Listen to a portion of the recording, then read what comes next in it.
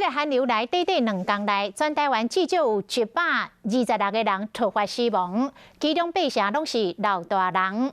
心脏科的医师呼吁着咱的老长辈，天气真寒，秘伫厝内底，千万唔通长时间安尼坐咧、屈咧。讲若安尼，常常爬起身要去便所，突发死亡的几率会搁较悬。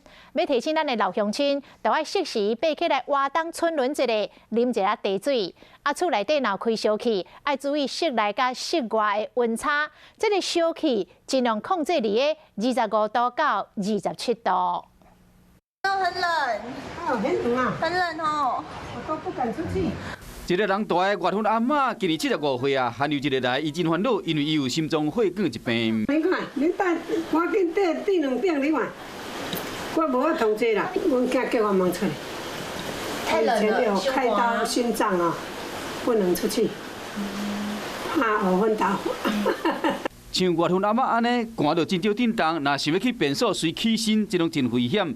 这几天全台湾因为寒，往生案件内面有未少发生伫便所，医生讲就有可能是心脏袂好收缩，才会发生意外。厕所是我们家里面最不友善的一个地方，又冷又湿，湿气很高的时候呢，那个更冷，因为你的热的传导更快，所以很多老年人呢，其实是在厕所那边，就发生了一个心血管的事件，还是猝死。大部分的老大人拢会像岳父阿嬷安尼，天气一日寒，窗门都关掉咧，较会造成一氧化碳中毒，烧气温度要注意。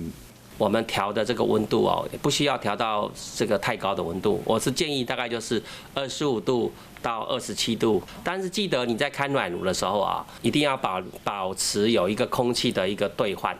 医生提醒讲，厝内若有开烧气，会使穿较薄长远的老大人，若要为面床顶起身的时，先坐差不多20秒，啉一杯烧滚水，才慢慢的起身。伫厝内嘛使手加减下，小可震动一下。若是要出门，一定要穿好烧，先伫门口适应外口的冷空气，安尼就会使有效预防天气寒所引起的心梗窒，将意外可能性降到最低。